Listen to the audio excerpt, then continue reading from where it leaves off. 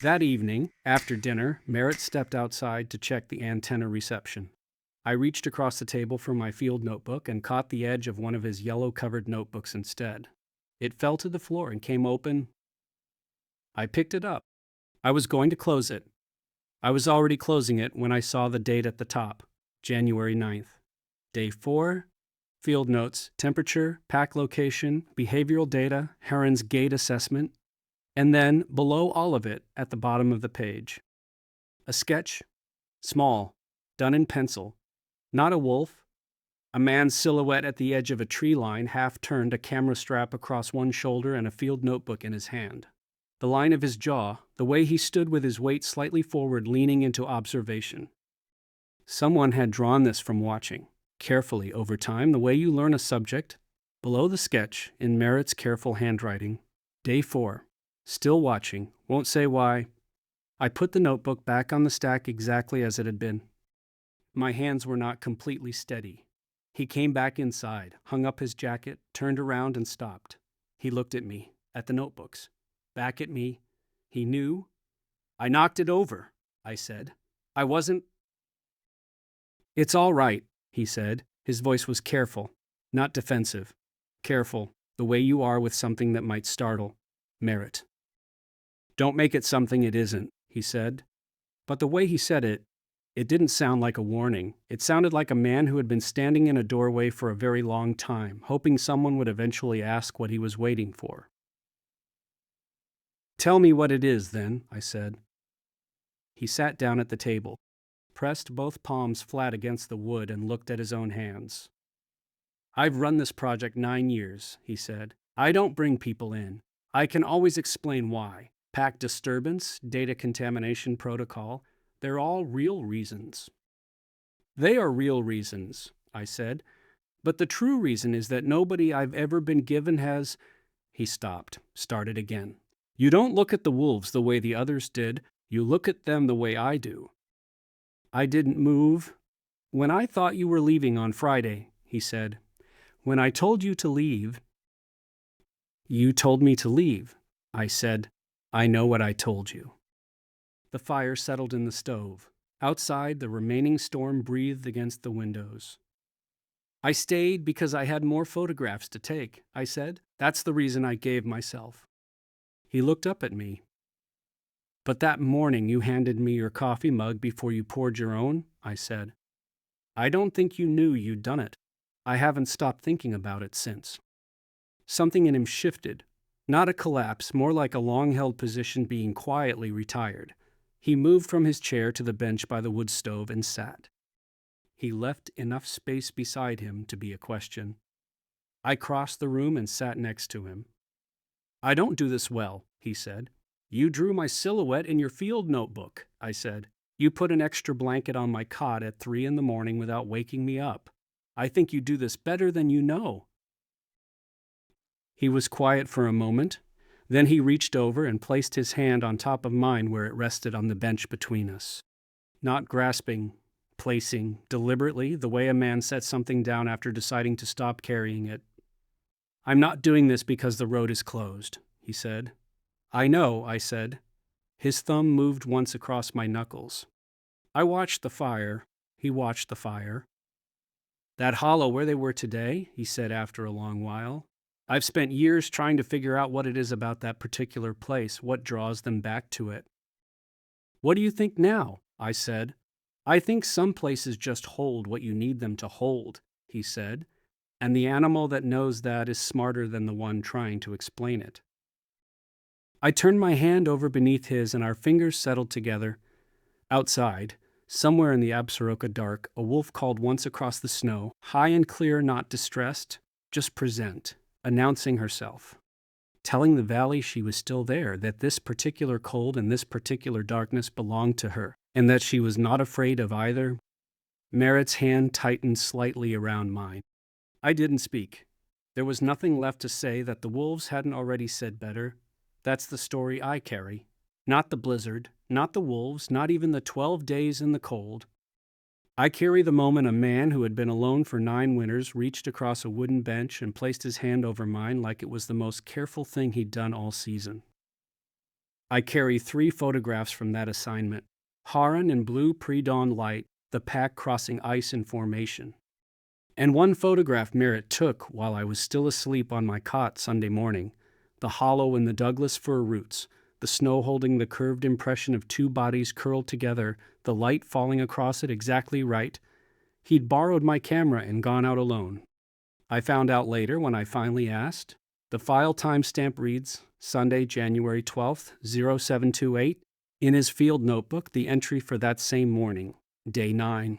She always brings him back to the same place. He always follows. I think I understand it now, still watching. Finally know why. The remote trail camera at the meadow perimeter, set to a 12-hour passive loop, caught 2 figures leaving the first stand together that last full afternoon in the valley. An orange jacket and a dark camera bag, walking close enough that their shoulders touched in the frame.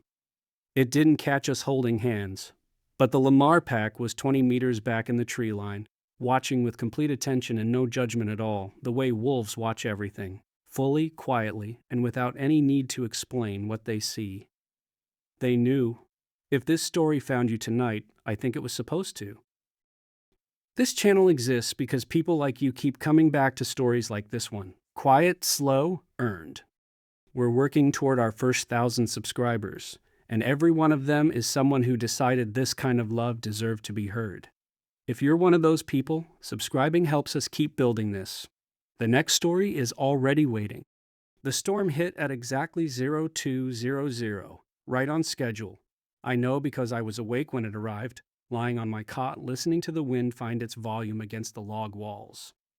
The cabin was solid, old-growth timber, thick enough to absorb most of it. But the windows shook and the wood stove made a low-pressured sound, and across the dark room, Merritt's breathing had the particular quality of someone who is not asleep. "You okay?" I said, into the dark. "Fine," he said. A pause. "You?" "Yeah." That was the whole exchange. 2 words each into a storm, with nothing around us but 8 miles of mountain and snow. But something had moved without either of us registering it. We had spoken without armor, and we were not yet pretending we hadn't. By morning, the snow was at the windowsills and still falling. Merritt made breakfast, oatmeal, canned peaches, strong coffee, and established the day's protocol. No field work in this visibility. The pack would shelter. Radio checks every 2 hours. He had a system. This was not his first storm.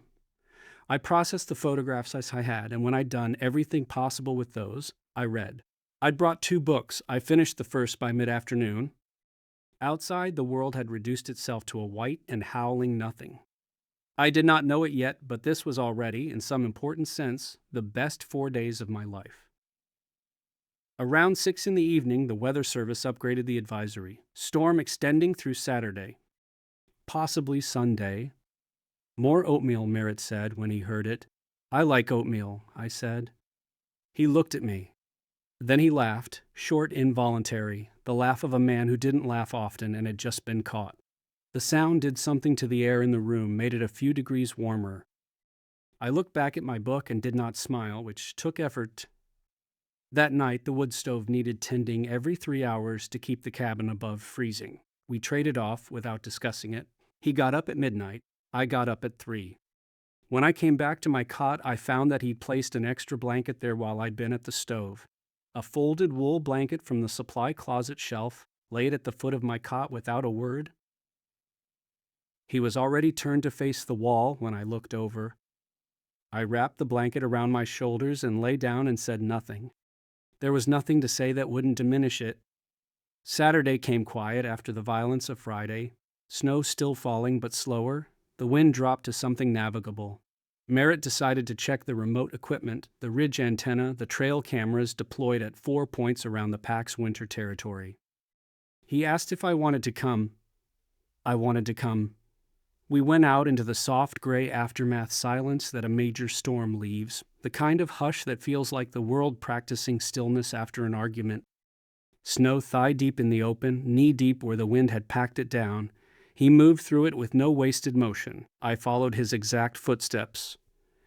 At the ridge antenna, ice had worked into the connection housing. He fixed it with cold fingers and the patience of someone who had never expected the work to be easy.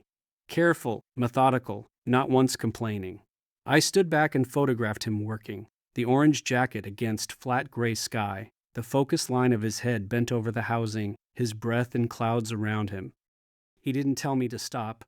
On the descent, the tracking radio made a sound that wasn't weather. He stopped walking. Collar 1047, Haran, had moved from the Denning drainage, 3 kilometers east, moving fast. "What is she doing?" I said. "I don't know," he said, "which means I need to go look." He checked the sky, still enough light. He looked at me. It was a long look, one that weighed things I couldn't see. "You can come. Stay behind me. Don't run. Don't talk." We found Heron and the alpha male together in a stand of Douglas fir on the northeastern meadow edge. Not Denning, something else. They were curled together in a hollow where old root systems had formed a natural windbreak, their gray bodies overlapping, the male's head resting along the female's flank. They were almost completely still, their breathing visible as small, pale clouds in the cold air. We watched for 11 minutes. I counted. I took 3 photographs. 3. I could have taken 300. 3 felt like what the moment asked for. Walking back, Merritt was quiet in a way that was new to me. His usual silence was a boundary. This one was open. "She goes back to that hollow every year," he said when we were close to camp. "I've documented it 4 times now. He always follows her there." I waited. "I file it in my notes as affiliative behavior, repeated sight," he said, "which is accurate, but it's not all it is." "What else is it?" I said. He was quiet for 3 full seconds. "It looks like he chose a specific place to be with her," he said quietly, "and she knew he would come." We walked the last 100 meters to the cabin without speaking, and the silence felt like it was made of something worth keeping. He told me not to fall in love with the wolves. He said it like a warning, flat and tired, the way someone says a thing they've said too many times to people who never listened. He had no idea I was already falling for something else entirely. "My name is Caspian Reed. I photograph wildlife for a living, birds mostly, some marine work, one season following caribou across the Brooks Range that still appears in my dreams more nights than not. But the assignment that changed the direction of my life was 12 days in January in the backcountry east of Yellowstone, embedded with a wolf biologist named Merritt Hale, who had not wanted me there. The Greater Yellowstone Wolf Project had never allowed a photojournalist to document a full winter tracking season. My editor at Field and Current called it a breakthrough. I called it a grudging institutional compromise. The project director had approved my permit. Merritt Hale had not. And Merritt Hale was the one who mattered because Merritt Hale was the one who ran the camp.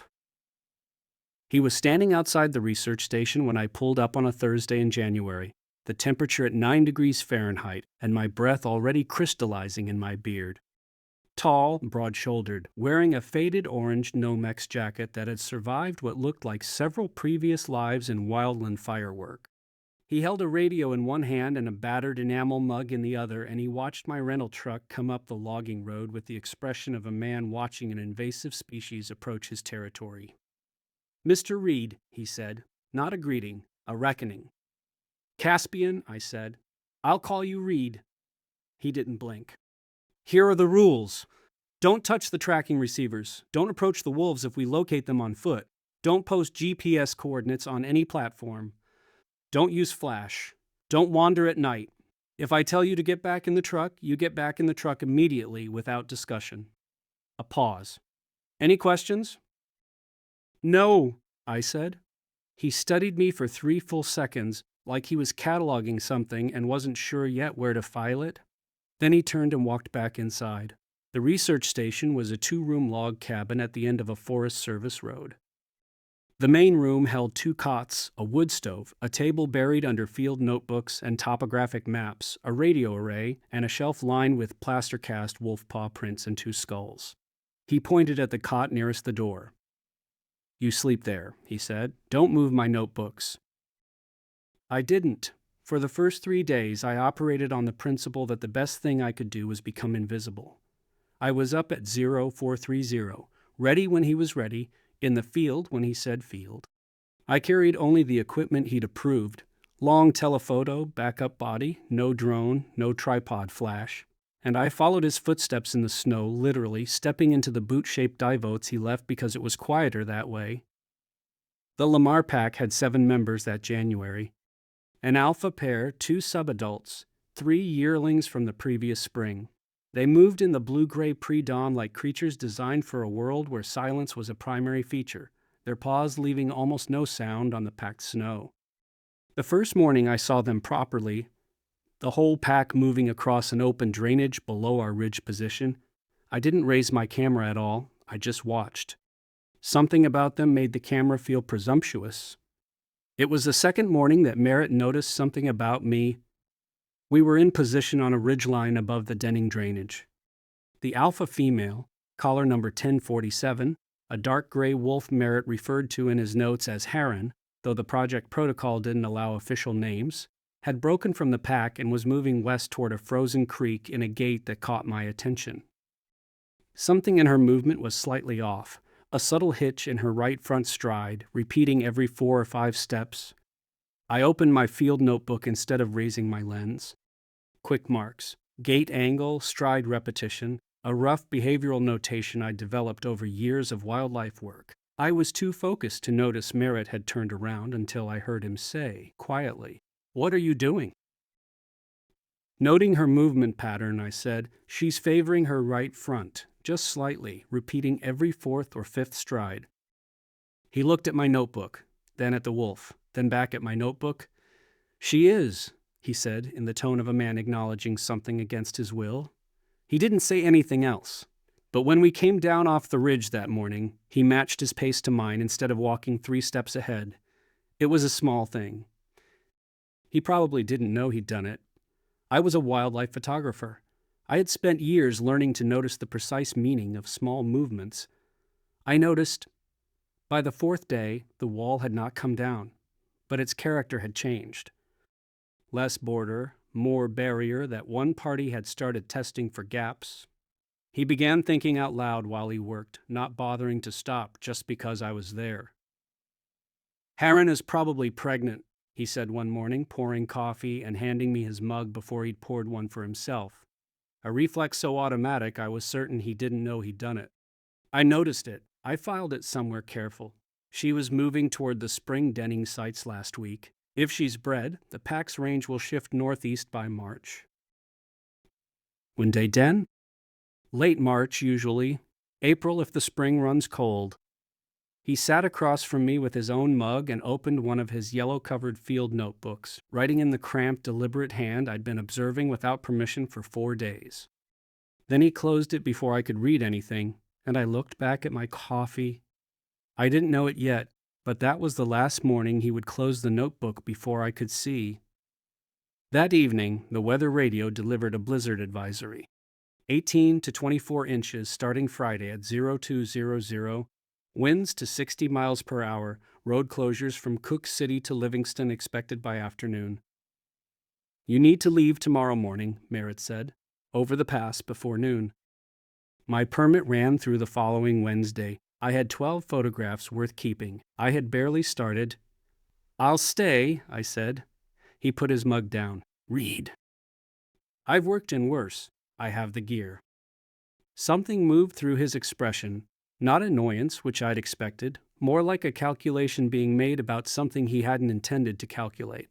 He looked at the woodstove, then back at me. "If you stay, you're here until the road reopens. 4 days minimum, possibly 6. "Okay," I said.